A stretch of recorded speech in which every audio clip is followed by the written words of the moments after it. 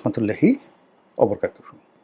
সম্মানিত দর্শক, আরেকটি গণঅভ্যুত্থান ঘটানো হবে বা আরেকটি গণঅভ্যুত্থান অনিবার্য হয়ে পড়েছে। আমরা আমাদের বিষয়গুলো রাজপথে নিষ্পত্তি করব। এই সরকার কয়দিন থাকবে? আওয়ামী লীগ তো পালিয়ে ভারতে যেতে পেরেছে, আপনারা পালাবেন কোথায়? আপনাদের তো পালানোর জায়গা নেই। অথবা যে লন্ডন থেকে এসেছেন সেই লন্ডনে আবার আপনাকে চলে যেতে হবে। ব্যাগেজ এগুলো সব গুছিয়ে রাখুন।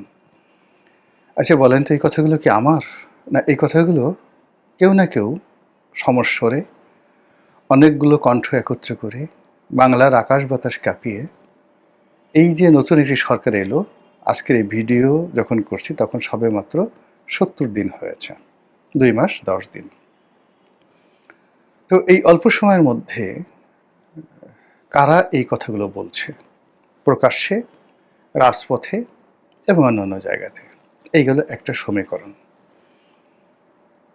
২ নম্বর হলো যে এই সরকারের পরিচয় কি? এটা কি বিএনপি সরকার, নাকি বিএনপির যে একটা জোট আছে সেই জোটের সরকার?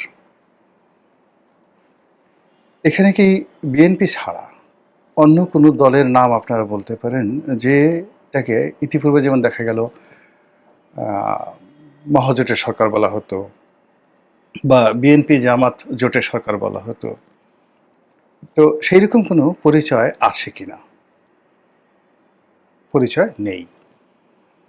এখানে জোনায়েদ সাকি, নুরুল হক নুরু, তারা যে এই সরকারের সাথে আছে, মানে আপনি বুঝতেই পারবেন না যে তারা ভিন্ন একটা দল থেকে এসে জোট করেছেন। অ্যাজ ইট ইজ মনে হয় তারা বিএনপির একেবারে আপনজন, ইভেন বেটার দ্যান বিএনপি। তাদের কথাবার্তা, আচার আচরণ, ইভেন আন্দালিব রহমান পার্থ, মানে পার্থর একটা দল আছে, ছোট হোক বড় হোক এটা তো দল। নুরুর একটা দল আছে, সেটা ছোট হোক বড় হোক।